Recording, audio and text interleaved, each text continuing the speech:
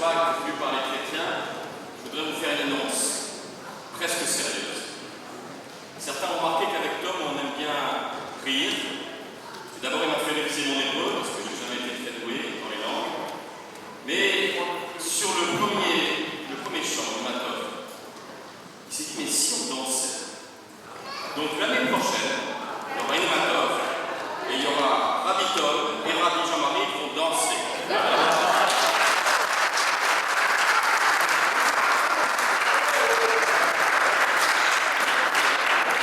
Désolé pour les références culturelles que j'ai. Je me mets au niveau qui est mien.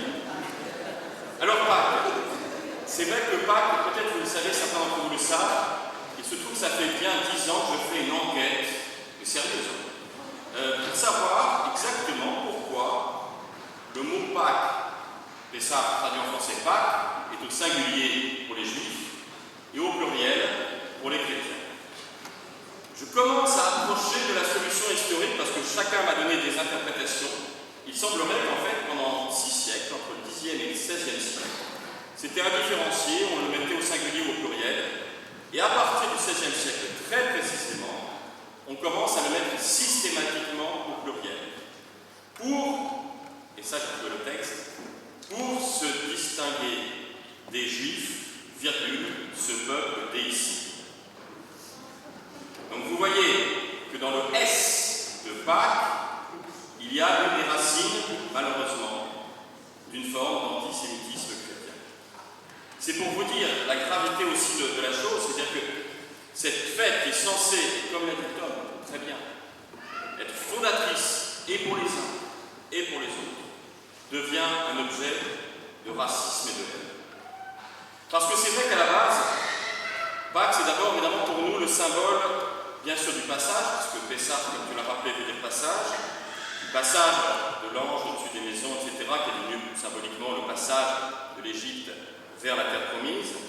Pour nous chrétiens, évidemment, nous avons repris cette thématique, cette symbolique, pour le passage de la mort à la vie du Christ et donc la résurrection. C'est vrai aussi que la passion du Christ a eu lieu très probablement autour de cette période et tous les rites qui ont lieu autour, dont celui que nous appelons la Cène, qui était un repas célèbre, vraiment de Pâques, de Pessah, mais pour nous devenu effectivement un symbole chrétien fort, enraciné, et j'insiste, dans la tradition de nos frères aînés, le judaïsme. C'est même devenu très rapidement pour le christianisme la clé de voûte de l'affirmation du christianisme de la foi chrétienne. Paul, dans ses épîtres, rappelle à plusieurs reprises le fait que la résurrection est indispensable à la foi chrétienne, puisque certes le Christ a enseigné, mais le devenir de sa personne, en tant que personne, est essentiel. D'où l'affirmation de sa résurrection. Alors très vite, je passe sur les détails, c'est devenu aussi dans les siècles suivants, notamment le 3e, surtout le 4e siècle, une sorte de lieu de débat très fort, très vif, très opposés les uns aux autres, dogmatiques, pour savoir si le Christ était effectivement ressuscité corporellement, si oui, comment, pourquoi. Et autour de cette question de la résurrection et donc de Pâques, se jouait en fait la question essentielle à cette époque-là de la nature du Christ. Est-il un homme? Est-il uniquement un Dieu? Est-il les deux? Et vous avez à l'époque, dans le christianisme, ces trois affirmations. Vous avez par exemple des églises, encore l'église apostolique arménienne aujourd'hui, qui affirment ce qu'on appelle le monophysis, une seule nature, et qui affirme que donc Jésus n'était qu'un Dieu et qu'une apparence de lui est morte sur la croix. D'autres ont affirmé au contraire que le Christ était un homme, pleinement un homme, et que seul, symboliquement, la résurrection, c'était la résurrection de sa parole. Et puis, au Concile de Nicée en 325, le christianisme majoritaire, mais que majoritaire, ça ne veut pas dire pour autant qu'il ait raison, eh bien ce christianisme définit le dogme de la Trinité, du Dieu en trois personnes. Alors ce débat, il faut savoir qu'il a couru dans tout le christianisme et qu'il continue à courir encore aujourd'hui. Nous avons vu dans une séance de formation il y a quelque temps l'affrontement, par exemple, dans le protestantisme au XIXe siècle, entre orthodoxes et libéraux, notamment sur cette question précise de la résurrection du Christ c'est aussi un débat qui a couru. J'ai commencé à être pasteur il y a un certain nombre d'années, et lorsque j'ai fait un stage de mes études en partie à Montpellier, eh bien sachez quand même, je ne sais pas s'il y a des Montpelliérains, mais à Montpellier, il y avait des familles protestantes libérales, des familles protestantes orthodoxes, et elles n'avaient pas le droit de se marier entre elles, simplement à cause de la question de la résurrection du Christ. C'est vous dire. Ils commençaient à tolérer le fait qu'ils épousent des catholiques, mais surtout pas quelqu'un de la partie adverse de la même église. C'est vous dire que ce débat, jusque dans ses aléas un peu stupides, disons-le, c'est un débat qui traverse notre christianisme autour de cette question de Pâques, mais avec quand même la conviction partagée que c'est la clé de voûte de notre affirmation chrétienne, quelle que soit notre manière de l'interpréter. Et puis, il y eut progressivement des rites ajoutés autour de Pâques. Par exemple, le carême, qui c'est vrai chez nous protestants a moins d'importance que dans l'Église catholique ou dans d'autres églises. Alors, rappelons quand même que le carême, qui s'est notamment développé au Moyen-Âge, n'était pas que ce que l'on dit que c'est. Parce que souvent on retient la privation, on retient même la privation du vendredi. C'est pour ça que pendant longtemps dans les cantines, le vendredi, il n'y avait pas de viande, mais il y avait du poisson.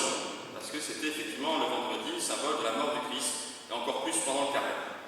Alors il y en a qui proposaient, je voudrais juste vous raconter cette petite anecdote, parce que j'avais une grand-mère qui était un personnage de roman, et qui vivait comme on vivait au 19e siècle, bien qu'elle vivait quand même au 20e siècle, et elle disait qu'elle aimait beaucoup, et moi j'aimais beaucoup le carême chez elle, parce que quand on allait, notamment dans un vendredi carême, nous avions le droit de manger du canard sauvage, délicieux, absolument fabuleux, bien faisandé juste ce qu'il faut, parce que figurez-vous que le canard sauvage est un gibier d'eau, donc considéré comme poisson, alors que le canard de ferme est une viande, donc pas le droit.